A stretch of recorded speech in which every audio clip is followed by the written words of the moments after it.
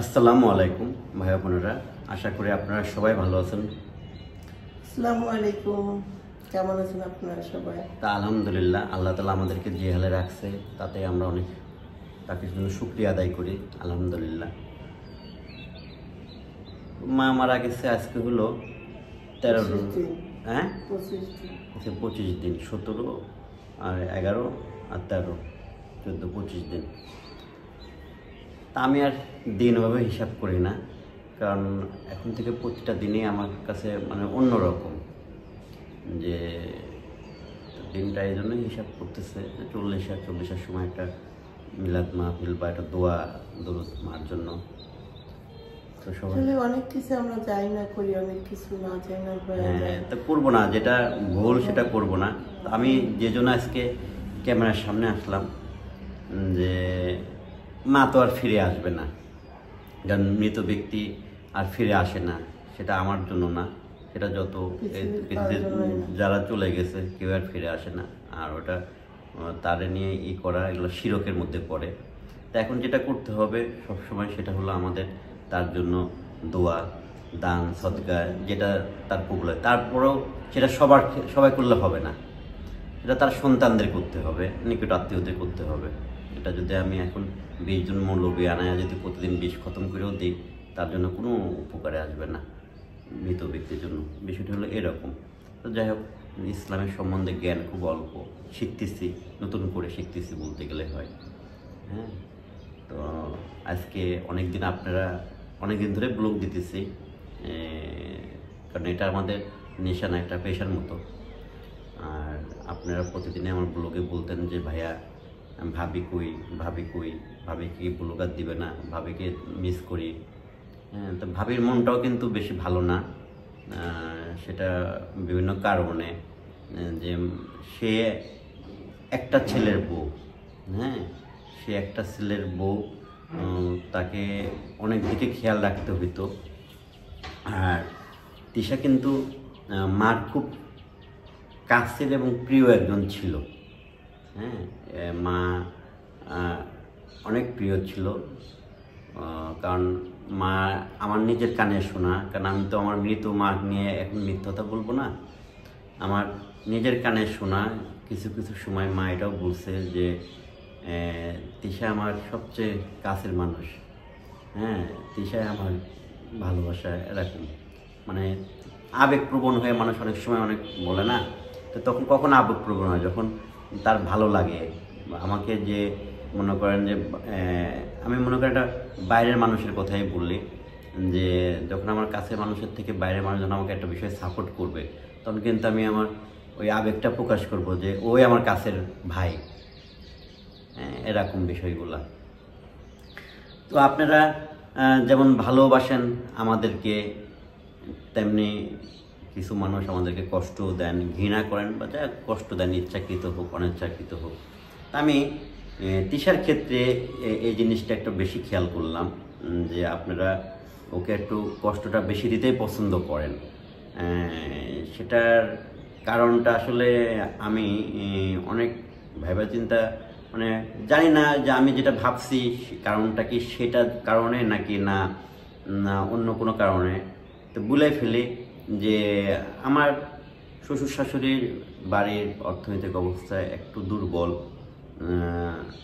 এটা আল্লাহ তাআলার ইচ্ছা, কারণ প্রতিটা মানুষের আল্লাহ তাআলা সমান করে বানায় নাই বা সমানভাবে তৈরি করে নাই।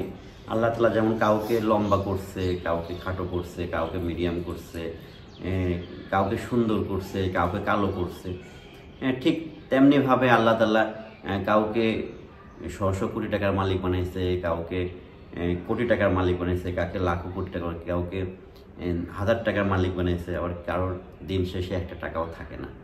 আল্লাহ তাআলা এভাবেই সামঞ্জস্যপূর্ণভাবেই ব্যালেন্স রেখে দুনিয়াটা তৈরি করছে। তো তার সাথে আমার কিসমত ছিল যে সে আমার জীবনসঙ্গী হবে। এটা কিন্তু আপনার আমার কারোরই ইচ্ছে না, যদি আমরা মুসলমান হয়ে থাকি। তো মুসলমানদের জন্ম মৃত্যু বিয়ে তিনটা নাকি সম্পূর্ণ আল্লাহ তাআলার নিয়ন্ত্রণে, সবই তার নিয়ন্ত্রণে, কিন্তু এটা নাকি একদম আলাদা তিনটা। যে তাহলে আল্লাহ তাআলা আমাকে তার সাথে মিলাই দিচ্ছে।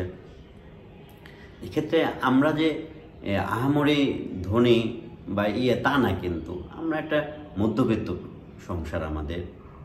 তা আমার সাথে তার সাথে আমার মিলাই গেছে।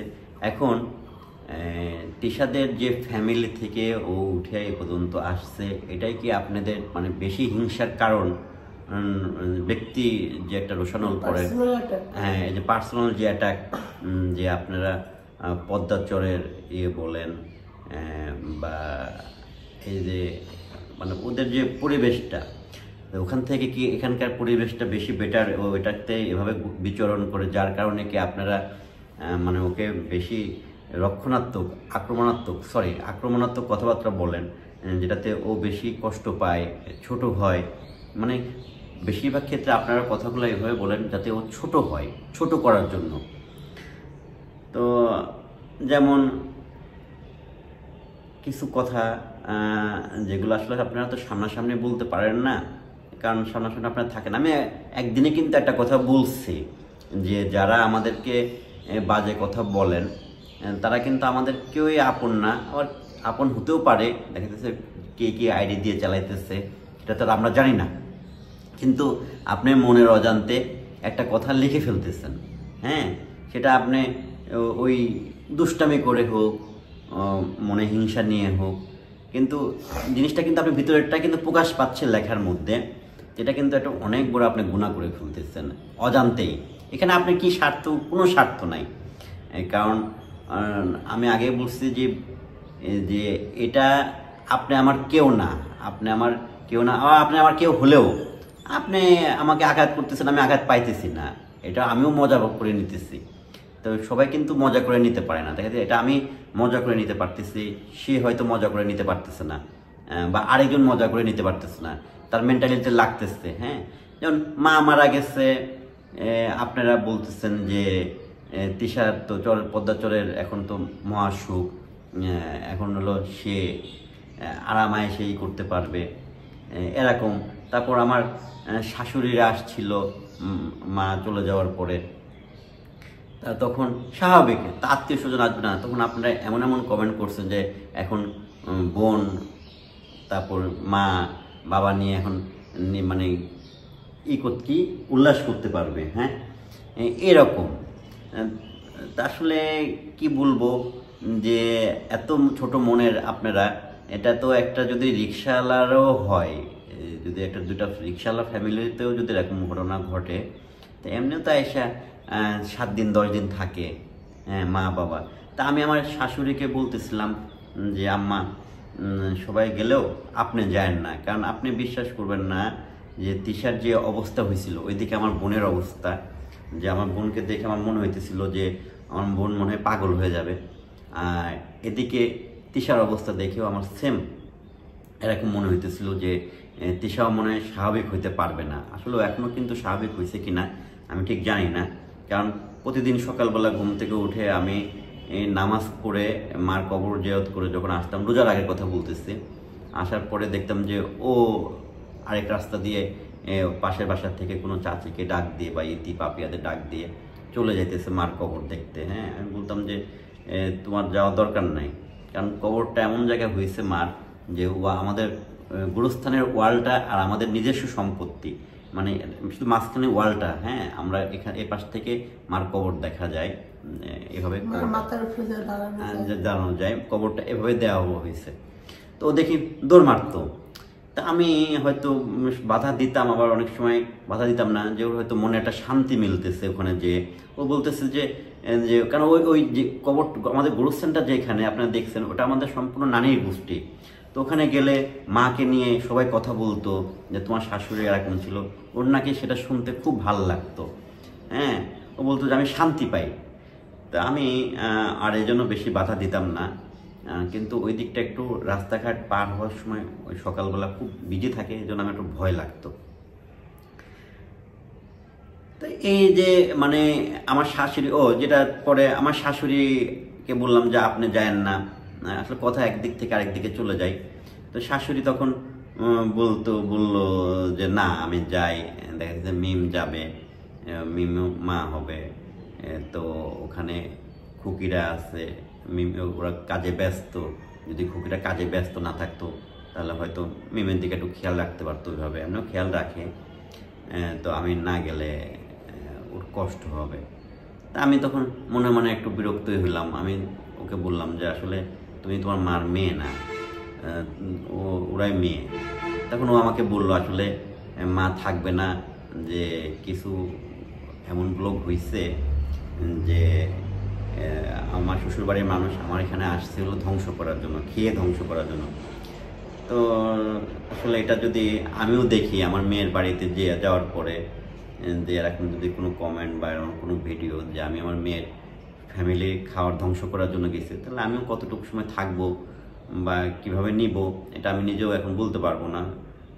তা আমি আর আমার শাশুড়িকে আসলে জোর করলাম না, যে সে মুরব্বী মানুষ, একটু মোবাইল চালায় অবসর সময়, দেখবে অনেক কিছু, তাকে কষ্ট দেওয়ার জন্য সে হয়তো এটা কীভাবে নিতে পারবে সেটা তার ব্যাপার।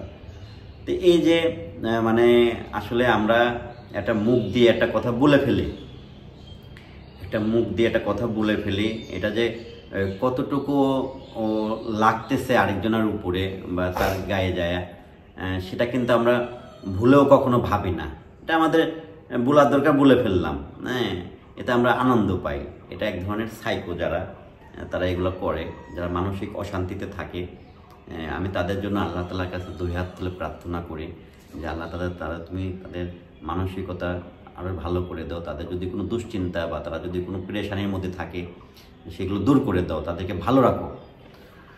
তো যাই হোক, আসলে তিশার সাথে মার সম্পর্কটা কেমন ছিল আমি সেটাই আপনাদের সাথে একটু তুলে ধরার জন্য আমার তিশাকে নিয়ে আসা। আর যেহেতু ওকে আপনারা অনেকদিন দেখেন নাই, ও কেমন আছে এটা জানতে চান, যে ভাবি কেমন আছে, তো এটাও একটু ওকে জন্য আমার ক্যামেরাতে নিয়ে আসা। তো তিশা সাথে যখন আমার বিয়ে হয় তখন আব্বাও চাকরিতে ছিল, আব্বারাও থাকতো এক প্রান্তে, আর আমরাও থাকতাম ঢাকাতে। তো ওই সময় আসলে ওইভাবে মানে যে একটা যাওয়া আসা হয়তো গিয়েছে সর্বোচ্চ 15-20 দিন বা 1 মাস থাকছে মাদের কাছে। মা নিজের সংসার, তো মা নতুন, তখন তো আরও নতুন ছিল, মা নিজের সংসারে মা নিজেই ওরে রান্নাবান্না করে খাওয়াইছে। ও তখন অত বুঝতো না আসলে সংসার জিনিসটা কি বা শ্বশুর শাশুড়ি কি, দেখছে যতটুকুই করছে, তখন তো আসলে মানুষের ভালো মন্দ বোঝা যায় না। হ্যাঁ, তারপরে আব্বা রিটায়ার করার পরে বাড়িতে চলে আসলো, তখন তো দেখা যাচ্ছে যে বছরে 2টা ঈদ আর এমনি বাচ্চা কাচ্চার ছুটি হইলে বা আমলিচুর সময় আমরা আসতাম। তা আমি যেটা দেখছি যে আমার বাপ বেঁচে থাকতে আমি অতটা আমার বাপ মাকে কখনো দেখি নাই যে বাড়িতে আসবো, সেটা ঈদ হোক, ঈদ ছাড়া হোক, যে কোনো বিষয় হোক, ওরা একটু অভ্যাস আছে শপিং করা। নাও, আমার যতটুকু ক্ষমতা আমি ততটুকু দেই। তো শপিং করে আসলো, কি কিনছো? কয় মার 3 পিস কিনতে সময় চলে গেছে। মা গেলা তুমি তোমার শপিং করতে, মার 3 পিস কিনতে সময় চলে গেছে। কয় হ্যাঁ, কালকে আবার যাওয়া লাগবে। তা আমি রাগও করতাম না, আবার ইও করতাম না, যে আবার কালকে যাওয়া মানে হলো আবার কালকে টাকা লাগবে। সেম তাই, যে আবার যখন কালকে যেত, টাকা দাও, আনলাম, টাকা তো তোমার দিচ্ছি, মার কিনছি না। তা আমি কি বলবো বলেন, যে মেয়েটা আমার মার জন্য কিনছে সবার আগে, তো সেখানে আমি কি বলবো? আমি দিতাম। তো এটা কিন্তু মানে একবারের ঘটনা না, কিন্তু যে আমরা যখন ঢাকায় থাকার অবস্থায় এটা কিন্তু একবারের ঘটনা না, যে একবার ঘটছে। এটা যতবার আমরা বাড়িতে আসছি ঠিক ততবারই এমন ঘটছে। তো স্বাভাবিক মা একদিন খুশি হয়ে, যে তিশাই আমার সবচেয়ে ভালো মেয়ে বা সন্তান, হ্যাঁ, এটা ওর জন্য একটা অনেক বড় পাওয়া আমি যেটা মনে করি। যে শাশুড়ির মুখের থেকে এটা শুধু না, মানে আমি শোনা না, এটা আপনার আশেপাশের প্রতিবেশী যারা আছে কিছু আনলেই, তিশা কিছু আনলেই সেটা মা নিয়ে যায় ওদেরকে দেখাইতো যে দেখো আমার বৌমা এটা আনছে, যে পাখির মা ছিল, হ্যাঁ মার সাথে ওর টাচিংটা বেশি ছিল, কারণ মার যে কোনো একটা ধরনের হেল্পিংয়ে তাকে কাছে পাইতো, হ্যাঁ যার কারণে মার সাথে তার একটা সম্পর্ক তৈরি হয়ে গেছিলো, মেয়ের বা বউর ছেলের বউর এরকম। তো পাখির মা আমার তিশা হলো দেখো আমি এই যে বলি নাই এগুলো নিয়ে আসছে, হ্যাঁ তো সে বলতো যে কাকিরা তো আপনার ভালো কপাল, কারণ 7 ছেলের মাও হলো ভাত পায় না বা কাপড় পায় না, আপনার একটা ছেলের বউ সে আপনার জন্য কত কিছু করে। এটা একটা গেল। দ্বিতীয়ত বাড়িতে আসলাম, বাড়িতে আসার পরে আমাদের প্ল্যান ছিল সবারই যে আমরা দোতলায় উঠবো, মাও সহ এরকম প্ল্যান ছিল। তো যে কোনো কারণে হোক মার আজান দিয়ে দিচ্ছে, আমি একটু লাইনে থাকেন, তো আজান দিয়ে দিচ্ছে, নামাজে যাব, কথা আর বেশি বাড়াবো না। তো দ্বিতীয়ত মা আর উঠলো না, মা হয়তো বুঝতে পারছে যে হয়তো সে মানে যাই হোক মা বলতেছে যে এই রুমে তোর বাবার গিয়ে সব কিছু তোর বাবার একটা সম্পর্ক। আমরাও ভাবলাম যে হইতে পারে, কারণ যে যায় সে তো আরেকজনকে ফিল করে, আমার বাবাকে তো মাই বেশি ফিল করবে, আমরা তো সন্তান। তাই আমরা আর মাকে জোরাজোরি করলাম না, মা ওই রুমে থাকলো। তো আমাদের মানুষ কয়জন, আমি ছিলাম, তিশা ছিল, মা ছিল, তান ছিল, 4 জন মানুষ। আর তাবিয়া তো আসলে ওকে এখন ওইভাবে মানুষ, কিন্তু ওকে তো ওইভাবে আসলেই করে না। তো 2 জায়গায় রান্না, এটা কেমন বিষয় না? তো নিচে রান্না করতো, তো মা তিশাকে একটা কথাই বলতো যে বোমা আমি যখন পারবো না তখন তুমি হলো সব কিছু কইরো, যতক্ষণ আমি পারি ও তোমরা একটু কাটে কুটে দিলে পারে আমার আর হয় না। তো ওইভাবেই কিন্তু রান্না করতো, কারণ মা কখনোই বলে নাই যে তুমি এটা রান্না করো বা তুমি সব কিছু করো, আমি পারবো না। ওটা বললে তো আপনারা দেখতেন যে তিশাই সবসময় রান্না করে। হ্যাঁ মা সকালে উঠা মা চা খায়, আমার বাচ্চাটা খায়, আমি খাই, আমরা একসাথে বসে চা খাই মার সাথে। তো জিনিসগুলো এরকম, মানে কোনো আমাদের এই সংসারটা কোনো প্রেশার ছিল না, সে ছিল মেয়ের মতো, মা তাকে মেয়ের মতোই পালছে। হ্যাঁ আর মেয়েরা কি করে, মা সংসারে আসা একটু দেরি করে উঠে, একটু ও মা রান্না করতেছে কাইটা কুটা দিছে, যেটা মা করতে চাই না, যে গরুর মাংসটা বা অনেক কিছু ও করছে, অনেক সময় মা হলো বাইরে গেছে তুমি রান্না করে রাখো, এভাবে করছে। তো এটা আপনারা অনেকের মনে প্রশ্ন ছিল বা অনেকে বলেন যে আপনারা 2 জায়গায় খাওয়া দাওয়া করতেন, আসলে না, আমরা সব সময় নিচেই রান্না হয়েছে, নিচেই খেয়েছি। হ্যাঁ উপরে মাঝে মাঝে যখন রান্না হয়েছে তখন মাকে রান্না করেছে, গেস্ট আসছে, মা তুমি এত পেশা তোমার নেওয়ার দরকার নাই, তিশা রান্না করুক, উপরে রান্না করুক, তোমার এখানে দরকার নেই। ওগুলো হ্যাঁ মানুষ বেশি, তো হয়তো তখন আপনারা দেখছেন, দেখে তো ভাবছেন যে 2 জায়গায় রান্না মানে আলাদা আলাদা খাইতেছে। এটা আপনাদের একটা বোঝার ভুল। আমি কি বলি আপনাদেরকে যে একটা ব্লগ হয় 15 মিনিট, সর্বোচ্চ 20 মিনিট, হ্যাঁ আর দিনে হলো 24 ঘন্টা। তা আপনারা এই 15-20 মিনিট দেখে আমাদেরকে বিচার করবেন না। হ্যাঁ আর আমাদের সংস্পর্শে যে মানুষগুলো আসছে বা মেশার সুযোগ হয়েছে তারাই ভালো জানে যে আমরা মানুষ হিসেবে কেমন।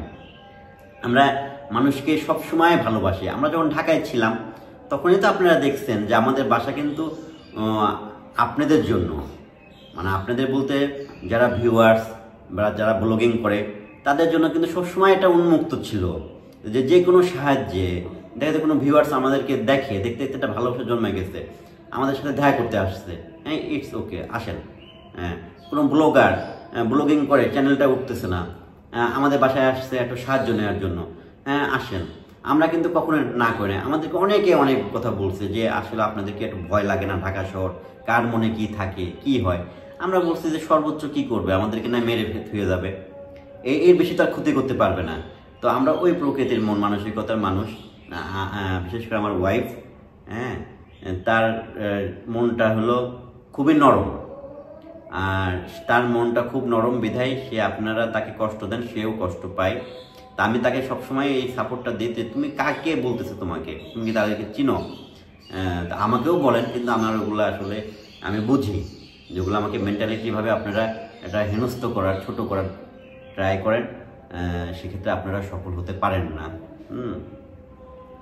তো এই যে বিষয়গুলা যে আমাদের গেছে, আমরা বুঝি যে আমাদের কি গেছে, আমাদের কি হারাইছে, হ্যাঁ, যেটা আর পূরণ হওয়ার মতো না, যেটা আর কখনোই ফিরে আসবে না।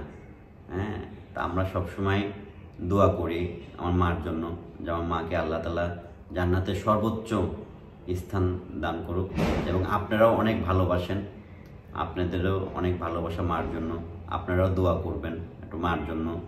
অনেকে বলে যে আমি নামাজ পড়ে তোমার মার জন্য দোয়া করি, তখন আমার খুব ভালো লাগে। আর আল্লাহ তাআলা বলছে যে একটা ব্যক্তিকে তার প্রতিবেশী বা বাইরের মানুষ 10 জন যদি ভালো বলে, 100 জন যদি ভালো বলে, মানে ভালো সংখ্যাটা যদি বেশি বলে, আমি আল্লাহ তাকে ক্ষমা করে দিই। আমার মার ক্ষেত্রেও তাই, আমার মাকে আপনারা সবাই ভালো বলেন, খারাপ আমি কাউকে বলতে শুনি নাই। তা সেও মানুষ ছিল, দোষ গুণের ঊর্ধ্বে ছিল না। হ্যাঁ, তারপরেও তার দোষ আমি এখন পর্যন্ত শুনি নাই। আল্লাহ তাআলা আমার মাকে জান্নাতবাসী করুক। তো আপনাদের ভাবে এর জন্য দোয়া রাখেন। তার শরীরটাও বেশি ভালো থাকে না, থাইরয়েডটা বেশি। রোজার পরে ইনশাল্লাহ দেখি আরও ভালো ডাক্তার দেখানোর চেষ্টা করব, কারণ ঢাকাতে আমরা ডাক্তারে দেখাইছি। মার সাথে এবার যে অনেকক্ষণ কথা বলছে, মা ওরে বলছিল যে আগে তিশা তুমি যাই ডাক্তার দেখাবা, তুমি ডাক্তার দেখাবা, আমার ছেলেকে ডাক্তার দেখাবা। সেই ভিডিওগুলো হয়তো আপনাদের সাথে শেয়ার করতে পারি নাই, যার কারণে আপনারা ওটা দেখেন নাই। হ্যাঁ, তো সব কিছু মিলায় আমরা ভালো না এটা বলবো না, কারণ আল্লাহ তাআলা সবচেয়ে উত্তম পরিকল্পনাকারী। তিনি আমাদেরকে যে হালে রাখছেন, আমরাও এই দুনিয়াতে থাকবো না। এটাও হয়তো আমার শেষ ব্লগ হতে পারে, বা এই ব্লগটা পাবলিশড নাও হতে পারে আমাদের দুজনের ক্ষেত্রে। তো সে আমাদেরকে যেভাবে রাখছেন, তিনি আমাদেরকে, আমরা তার কাছে শুকরিয়া আদায় করি। তিনি সবচেয়ে উত্তম পরিকল্পনাকারী। তুমি কিছু বলবা? ভালো থাকেন, যে যেখানে থাকেন, দোয়া রাখেন আমাদের জন্য। আর কারো মনে কষ্ট দিয়ে থাকলে মাফ করে দেন। হ্যাঁ, আমিও সবসময় মাপ হলো সবচেয়ে বড় গুণ, সেটা সবার ক্ষেত্রে মাপ চেয়ে নিতে হবে। হ্যাঁ, মাপ হলো সবচেয়ে বড় গুণ, আর মাপ চাওয়া আল্লাহ তাআলা খুব পছন্দ করে। তা আমরা মুসলমান, রোজার মাস, আমরা সবসময় মাপ চাবো, আল্লাহর কাছে মাপ চাবো। আর কারোর মনে কষ্ট দিয়ে থাকলে মাপ চাবো, মনের অজান্তে কাউকে যদি কষ্ট দিয়ে থাকি, আমাদের দুজনার, আমাদের পরিবারের, মাফ করে দিবেন। আমার বড় মেয়েটা মা হবে, তো ওর একটু চেহারাটা কালো হয়ে গেছে। আপনারা এটাও একটা বাজেভাবে কমেন্ট করেন যে দেখতে কেমন লাগে। আসলে আপনারা কোন রকমের মানুষ আমি মিলাই পাই না, যে আসলে এই জগতের মানুষ নাকি না পশুর থেকে মানুষ, কেমন মানুষ যে একটা বাচ্চা মা হবে, সেক্ষেত্রে তার চেহারা কেমন হয়ে যাইতেছে, এটাও আপনারা তাকে আঘাত করেন। অনুরোধ 2 হাত জোর করে যে আমার বাচ্চাটাকে আপনারা মেন্টালিটিভাবে প্রেশার দিবেন না, কারণ ও খুবই ছোট মানুষ। হ্যাঁ, তাকে সাপোর্ট দিবেন যেমন আমাদেরকে দেন। ভালোবাসার মানুষগুলোই আমাদের বেশি, আমরা হয়তো খারাপ কিছু মানুষের জন্য আমরা মন খারাপ করি। তো সবাইকে দোয়া রাখেন আমাদের জন্য। তো আজকের মতো এখানে শেষ করি। ভালো থাকেন, সুস্থ থাকেন। আল্লাহ হাফেজ।